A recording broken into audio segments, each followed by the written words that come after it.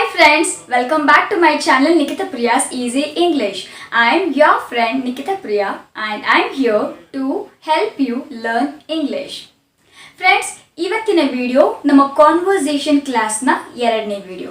ಅಂದರೆ ಇವತ್ತು ಪಾರ್ಟ್ 2 ಅಥವಾ ಲೆಸನ್ 2 ಅಥವಾ ಚಾಪ್ಟರ್ 2 ಅಂತ ಏನಾದರೂ ನೀವು ಹೆಸರು ಕೊಡ್ಕೊಳ್ಳಿ. ಆದರೆ ಇದು ಕಾನ್ವರ್ಸೇಷನ್ ಕ್ಲಾಸ್ ಮಾಡ್ತಾ ಇದ್ದೀನಲ್ಲ, ಈ ಕಾನ್ವರ್ಸೇಷನ್ದು ಸೀರೀಸ್ ಇದರ ಎರಡನೇ ಪಾರ್ಟ್. ಈಸಿಯಾಗಿ ತುಂಬ ಸುಲಭವಾಗಿ ನಾವು ಪ್ರತಿದಿನ ಯೂಸ್ ಮಾಡುವಂಥ ಕನ್ನಡ ಭಾಷೆನ, ಕನ್ನಡ ವಾಕ್ಯಗಳನ್ನು, ಕನ್ನಡ ಮಾತನ್ನು ನಾವು ಇಂಗ್ಲೀಷ್ನಲ್ಲಿ ಯಾವ ರೀತಿ ತುಂಬ ಸುಲಭವಾಗಿ ಮಾತಾಡೋದು ಅನ್ನೋದ್ರ ಬಗ್ಗೆ ನಾನು ತುಂಬ ಸುಲಭವಾಗಿ ನಿಮಗೆ ಕಲಿಸ್ಕೊಡ್ತಾ ಇದ್ದೀನಿ. ಇದನ್ನೆಲ್ಲ ನೀವು ನನ್ನ ವಿಡಿಯೋನ ನೋಡಿ ಪಾಸ್ ಮಾಡಿ ನೋಟ್ ಮಾಡ್ಕೊಳ್ಳಿ. ಸೆಂಟೆನ್ಸಸ್ನೆಲ್ಲ ಪ್ರತಿ ದಿವಸ ಪ್ರಾಕ್ಟೀಸ್ ಮಾಡ್ತಾಯಿರಿ. ನೀವು ಜಸ್ಟ್ ನನ್ನ ವಿಡಿಯೋ ನೋಡಿಬಿಟ್ಟು ಸುಮ್ಮನಾದರೆ ಅದಾಗಲ್ಲ. ಪ್ರತಿ ದಿವಸ ನೀವು ಪ್ರಾಕ್ಟೀಸ್ ಮಾಡ್ತಾ ಇರಬೇಕು. ಜೋರಾಗಿ ಈ ವಾಕ್ಯಗಳನ್ನು, ಈ ಸೆಂಟೆನ್ಸಸ್ನ ಹೇಳ್ತಾ ಬರಬೇಕು. ಆವಾಗ ನೀವು ಫ್ಲೂಯೆಂಟ್ ಆಗಿ, ಕಾನ್ಫಿಡೆಂಟ್ ಆಗಿ ಇಂಗ್ಲೀಷ್ನಲ್ಲಿ ಮಾತಾಡೋದಕ್ಕೆ ಸಾಧ್ಯ. ಬೇಕಿದ್ರೆ ನನ್ನ ವಿಡಿಯೋ 1 ಸಲ ಅಲ್ಲ, 2 ಸಲ ಅಲ್ಲ, 10 ಸಲ ಬೇಕಾದರೂ ನೋಡಿ. ಆಮೇಲೆ ನಿಮ್ಗೆ ಏನಾದರೂ ಡೌಟ್ಸ್ ಇದ್ದರೆ ಆರಾಮಾಗಿ ನನಗೆ ಕಮೆಂಟ್ ಮಾಡಿ ತಿಳಿಸಿ ಗೈಸ್. ನಾನು ಯಾವಾಗಲೂ ನಿಮ್ಮ ಡೌಟ್ಸ್ನ ಕ್ಲಿಯರ್ ಮಾಡೋಕ್ಕೆ ನಾನು ಯಾವಾಗಲೂ ಇರ್ತೀನಿ. ನಿಮ್ಗೆ ಹೆಲ್ಪ್ ಮಾಡೋಕ್ಕೆ ನಾನು ಯಾವಾಗಲೂ ಇರ್ತೀನಿ. ಸೊ ಗೈಸ್, ಈಗ ಈ ಸೆಕೆಂಡ್ ಪಾರ್ಟ್ನ ಸ್ಟಾರ್ಟ್ ಮಾಡೋಣ ಬನ್ನಿ. ಇವತ್ತು ಯಾವ ದಿನ? ಇದನ್ನು ಇಂಗ್ಲೀಷ್ನಲ್ಲಿ what day is it today? What day is it today? ಈಗ ನೀವು ಹೇಳಿ.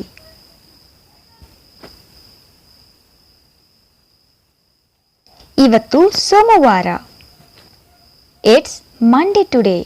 It's Monday today.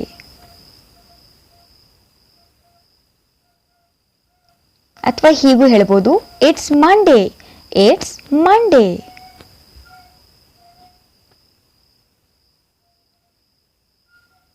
ಇವತ್ತು ತಾರೀಕು ಎಷ್ಟು ಅಥವಾ ಇವತ್ತು ಡೇಟ್ ಎಷ್ಟು ಅಂತ ಕೇಳ್ತೀವಲ್ಲ, ಹಾಗೆ what's the date today? What's the date today? ಈಗ ನೀವು ರಿಪೀಟ್ ಮಾಡಿ ಸೇಮ್ ಹೀಗೆ.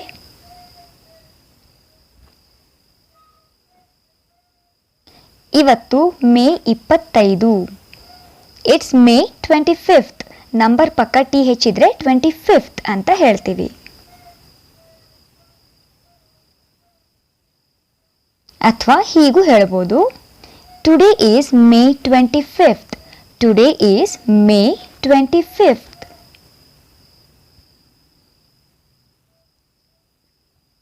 ಡೇಟ್ ಜೊತೆ ನಾವು ಇಯರ್ ಕೂಡ ಹೇಳ್ಬೋದು. Today is May 25th, 2020. ಇವಾಗ ಇದನ್ನು ನೀವು ರಿಪೀಟ್ ಮಾಡಿ.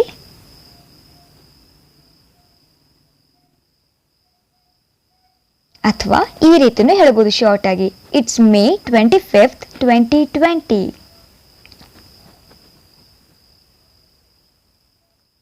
ಇವಾಗ ನಾವು ನೆಕ್ಸ್ಟ್ ಸೆಂಟೆನ್ಸ್ ಯಾವುದು ಅಂತ ನೋಡೋಣ ಬನ್ನಿ. ನೀನು ಯಾವಾಗ ಬರ್ತೀಯಾ ಅಥವಾ ನೀನು ಯಾವಾಗ ಬರ್ತಾ ಇದೀಯಾ ಆಡು ಭಾಷೆಯಲ್ಲಿ ಹೇಳ್ತೀವಿ. When are you coming? When are you coming? ಇವಾಗ 3 ಸೆಕೆಂಡ್ಸ್ ಟೈಮ್ ನೀವು ಹೇಳಿ.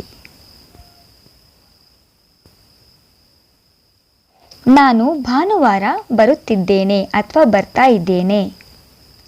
I am coming on Sunday. I am coming on Sunday. ಇದೇ ರೀತಿ ನೀವು ರಿಪೀಟ್ ಮಾಡಿ. ಇವಾಗ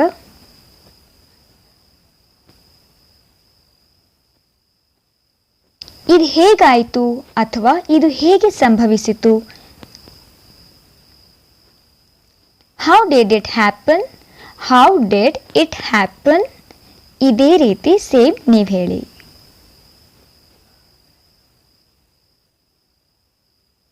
ಇದು ತಪ್ಪಾಗಿ ಸಂಭವಿಸಿದೆ ಅಥವಾ ಇದು ಆಕಸ್ಮಿಕವಾಗಿ ಸಂಭವಿಸಿದೆ. ಇದನ್ನು ಇಂಗ್ಲಿಷ್ನಲ್ಲಿ it happened by mistake. It happened by mistake. ಇದೇ ಥರ ನೀವು ಹೇಳಿ.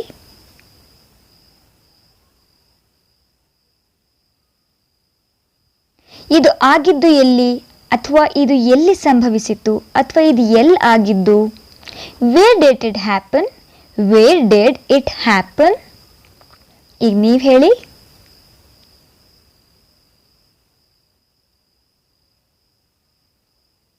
ಇದು ಬೆಂಗಳೂರಿನಲ್ಲಿ ಆಯಿತು ಅಥವಾ ಇದು ಬೆಂಗಳೂರಿನಲ್ಲಿ ಸಂಭವಿಸಿತು. ಇದನ್ನು ಸಿಂಪಲ್ ಆಗಿ ಇಂಗ್ಲಿಷ್ನಲ್ಲಿ it happened in Bangalore. It happened ಇನ್ ಬೆಂಗಳೂರು ಯಾವುದಾದ್ರೂ ಹೇಳ್ಬೋದು. ಈಗ ನೀವು ರಿಪೀಟ್ ಮಾಡಿ.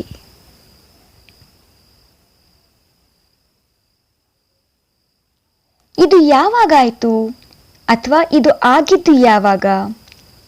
When did it happen? When did it happen? Question mark ಇದ್ದಾಗ ಹೀಗೇನೆ. ಈಗ ನೀವು ಹೇಳಿ.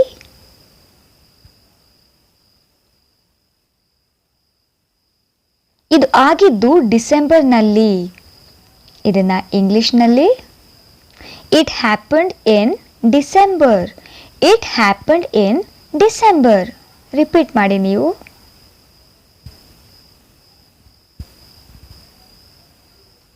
ಇದು ಯಾಕಾಯಿತು ಅಥವಾ ಏನಕ್ಕಾಯಿತು ಹೀಗೆಲ್ಲ ಕೇಳ್ತೀವಲ್ಲ. Why did it happen?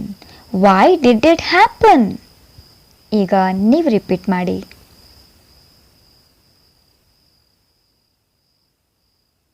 ಇದು ನಿಮ್ಮಿಂದ ಅಥವಾ ನಿನ್ನಿಂದ ಅಥವಾ ನಿನ್ನ ಕಡೆಯಿಂದ ಆಗಿತ್ತು. ಇಂಗ್ಲಿಷ್ನಲ್ಲಿ it happened because of you. It happened because of you. ನೀವು ರಿಪೀಟ್ ಮಾಡಿ.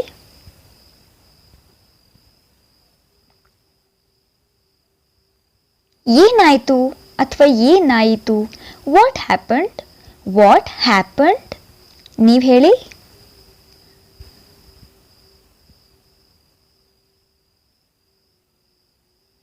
ಏನೂ ಆಗಿಲ್ಲ. ಇದನ್ನ ಇಂಗ್ಲಿಷ್ನಲ್ಲಿ ನಥಿಂಗ್ ಹ್ಯಾಪನ್ಡ್. Nothing happened.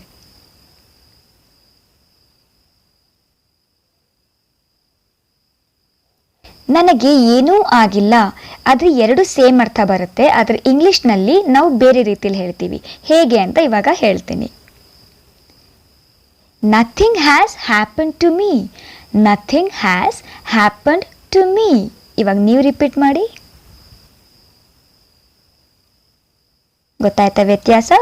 ಇವಾಗ ನೆಕ್ಸ್ಟ್ ಸೆಂಟೆನ್ಸ್. ನಿಮ್ಮ ಕಾಲಿಗೆ ಏನಾಯಿತು? What happen to your leg? What happen to your leg? ಇವಾಗ ನಿಮ್ಮ ಸರದಿ.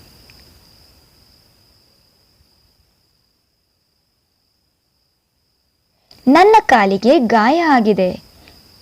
ಇದನ್ನ ಇಂಗ್ಲಿಷ್ನಲ್ಲಿ I got hurt in my leg. I got hurt in my leg. Now it's your turn.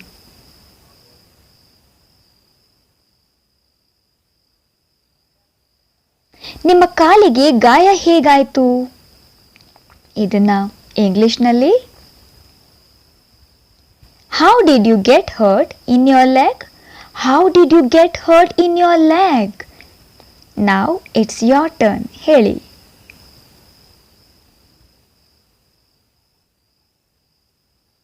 ನಾನು ಸ್ಟೇಜ್ನಿಂದ ಬಿದ್ದೆ. ಇದನ್ನ ಇಂಗ್ಲಿಷ್ನಲ್ಲಿ I fell off the stage. I fell off the stage. ಇದೇ ರೀತಿ ನೀವು ಹೇಳಿ.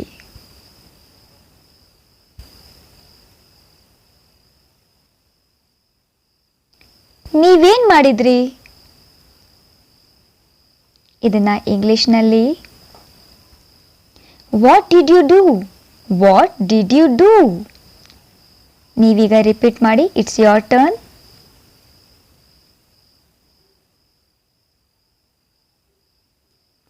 ನಾನು ನೀವು ಹೇಳಿದ ಹಾಗೆ ಮಾಡಿದೆ. ಸಿಂಪಲ್ ಅಲ್ವಾ? ಇದನ್ನ ಇಂಗ್ಲಿಷ್ನಲ್ಲಿ I did as you said. I did as you said. Now it's your turn. You repeat now.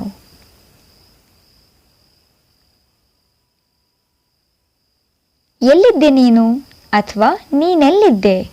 ಇದನ್ನ ಇಂಗ್ಲಿಷ್ನಲ್ಲಿ where were you. Where were you? ಈಗ ನೀವು ಹೇಳಿ.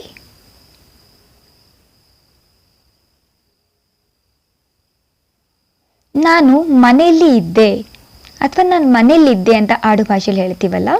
I was at home. Repeat ಮಾಡಿ. ಇದನ್ನ ಇನ್ನೂ ಸಿಂಪಲ್ ಆಗಿ ಹೀಗೂ ಹೇಳ್ಬೋದು. I was home. I was home. ಹೇಳಿ.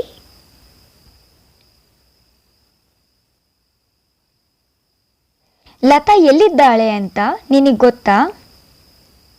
ಇದನ್ನ ಇಂಗ್ಲಿಷ್ನಲ್ಲಿ do you know where Lata is?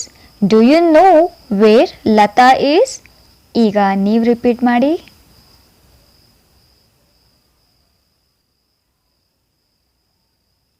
ಅವಳು ಎಲ್ಲಿದ್ದಾಳೆ ಅಂತ ನನಗೆ ಗೊತ್ತಿಲ್ಲ ಅಥವಾ ಅವಳು ಎಲ್ಲಿದ್ದಾಳೆ ಎಂದು ನನಗೆ ಗೊತ್ತಿಲ್ಲ. ಇದನ್ನು ಇಂಗ್ಲೀಷ್ನಲ್ಲಿ I don't know where she is. I don't know where she is. ಈಗ ನಿಮ್ಮ ಸರದಿ.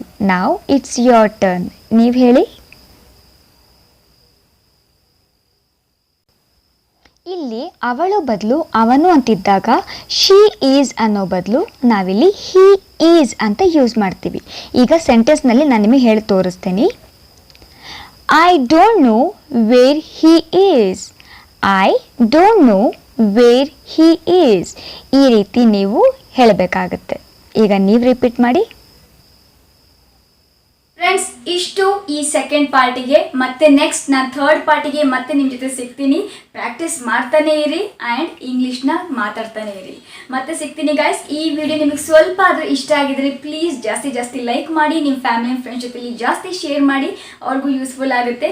ನನ್ನ ಚಾನಲ್ನ ದಯವಿಟ್ಟು ಪ್ಲೀಸ್ ಸಬ್ಸ್ಕ್ರೈಬ್ ಮಾಡಿ. ಪಕ್ಕದಲ್ಲಿ ಬೆಲ್ ಐಕನ್ ಕಾಣುತ್ತೆ, ಅದನ್ನು ಪ್ರೆಸ್ ಮಾಡಿ. ನಾನು ಹೊಸ ವಿಡಿಯೋ ಅಪ್ಲೋಡ್ ಮಾಡಿದಾಗಲೆಲ್ಲ ನಿಮಗೆ ನೋಟಿಫಿಕೇಶನ್ ಬರ್ತಾ ಇರುತ್ತೆ.